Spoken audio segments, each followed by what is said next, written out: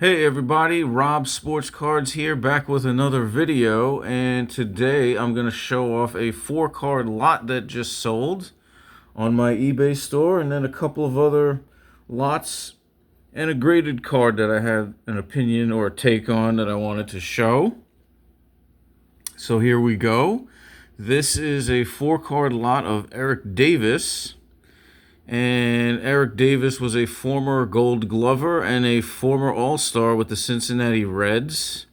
Had several 20 home run seasons, had an 80 stolen base season.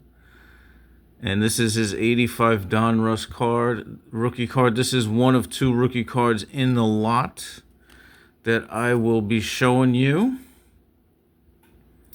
1990 World Series champion, a key member on the 1990 Cincinnati Reds World Championship team, and he is enshrined in the Cincinnati Reds Hall of Fame.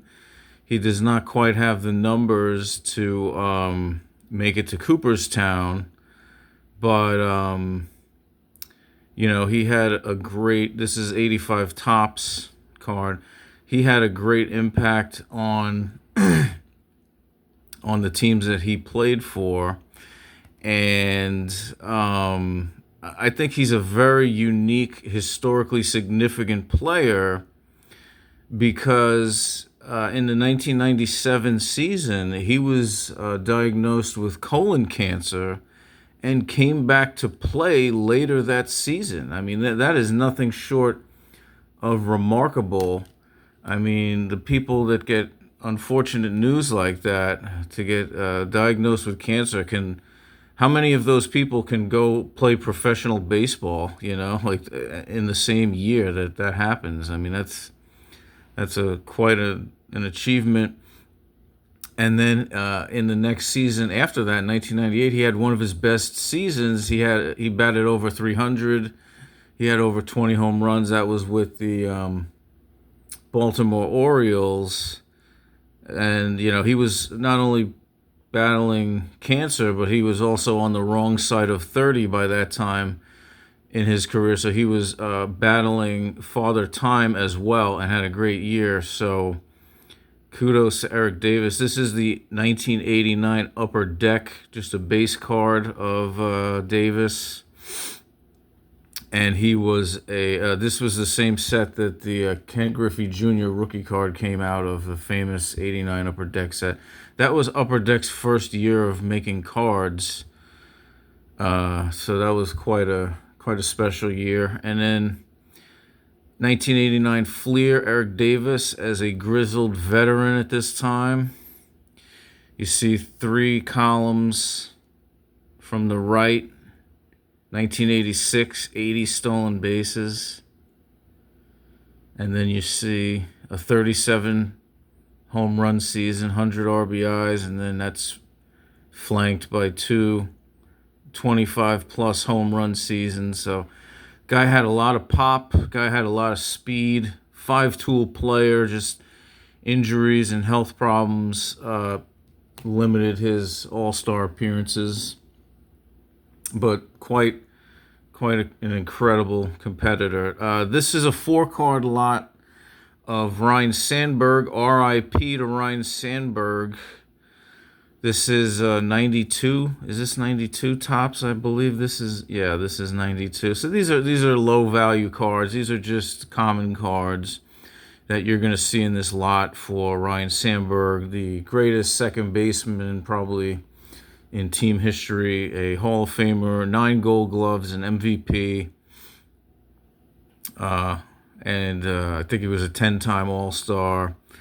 And he really reminds me, honestly, because I was a New York guy, reminds me of Don Mattingly, great defensive infielder, just stuck on a bad team and never won the World Series. But unlike the Cubs, I mean, the Yankees, they'll stink for 10 or 15 years. They're not going to stink for a whole century like the Cubs. It's the only difference. This is an 89 checklist card. 89 Upper Deck checklist card with a portrait type of a artistic view of Ryne Sandberg swinging at the plate. And then this is 1991 Topps common card, Ryne Sandberg. I don't have any high dollar Sandberg stuff. So this is kind of, very affordable stuff that you can pick up on my eBay store. And the last one in this lot is 89 Fleer. There he is, looking like, he's in the dugout somewhere. One of the greats, Ryne Sandberg. I used to watch WGN in the late 90s when I had DirecTV.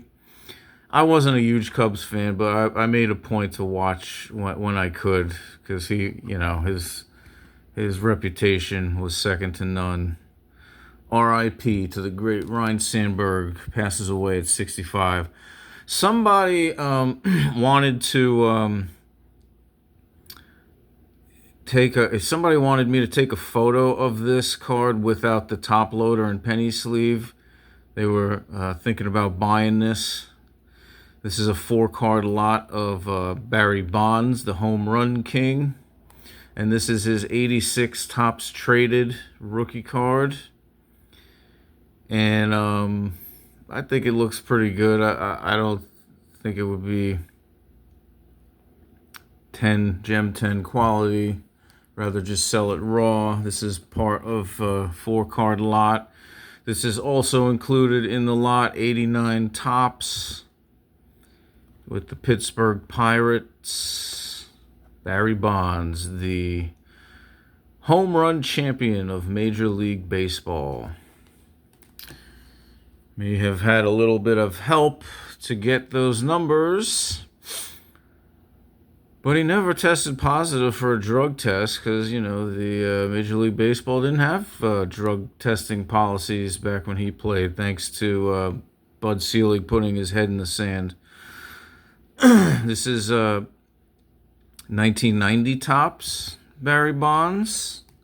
And then the final card in this lot is 92 Bowman. So all of these cards are early in his career while he still played for the Pirates before his departure for the San Francisco Giants. Speaking about PEDs, my last card that I wanted to show, this is the only graded LeBron card that I have, the 2008 Fleer All-Star Sensations Gem 10. I misspoke in an earlier video. I called this a 5th-year LeBron. This is a 6th-year LeBron card. This is on my eBay store. And I wanted to show this again because there have been rumors about his possible PED use.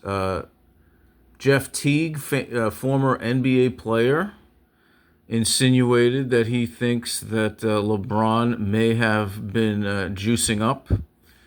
He later retracted those statements, but I think he was probably telling the truth.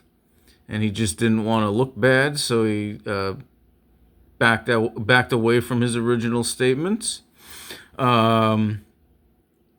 Kevin Garnett has also been on record casually mentioning that he thinks LeBron is he's on that Balco stuff, that new juice, quote unquote, according to KG.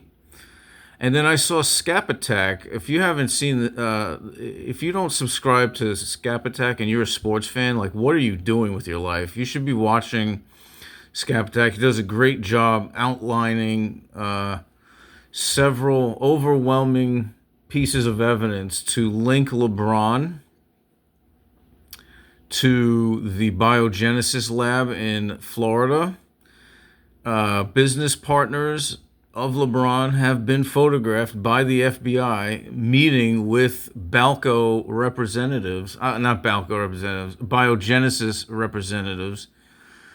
And these, even I think one of these biogenesis people have already been convicted in their involvement in the whole drug thing. So Why do I bring all this up? How does how do these rumors affect LeBron in the hobby? I don't think they really affect it that much at all. At this point, I'd say there is no impact. LeBron is widely disliked in the hobby. That's not going to change anytime soon. And I don't think this can damage him in the hobby right now. But if it does come to light that he does fail a drug test as an active player, or it is confirmed later on after he's retired that he indeed used performance enhancers, then I think you might see his cards plummet dramatically, almost to zero. But I will end this video, and I will straddle the fence, if you will, about this topic, because if LeBron is implicated in steroids and it's confirmed that he's used, or it's confirmed that he fails a test, he would then venture off into the infamous category of sports legends. And that's not necessarily always a bad thing for collectors. Pete Rose was very infamous, and he still was a big seller.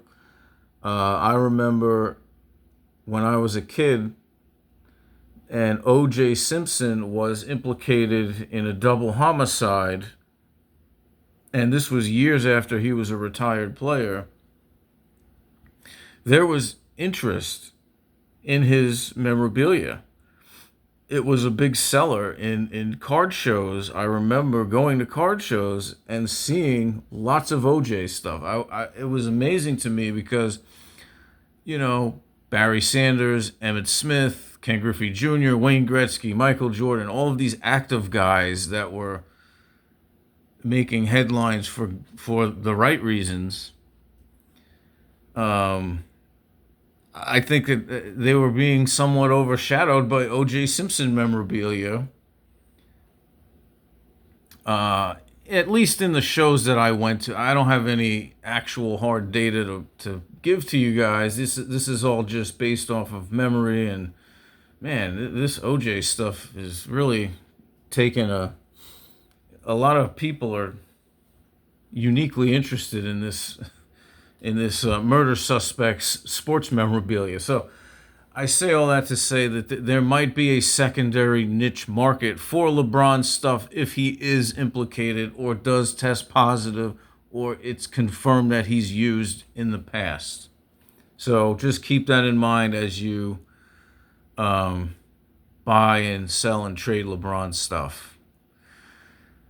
And of course, if you're just a LeBron collector and you like LeBron regardless and you don't even care about that, then I'm not talking about people of that mindset. I'm talking about people that want to sell it for a profit, flippers, people that are looking to invest long term in LeBron. That's pretty much that's who I'm directing this message to. So that's all I got. Thanks for tuning in. I'll catch you all again next time.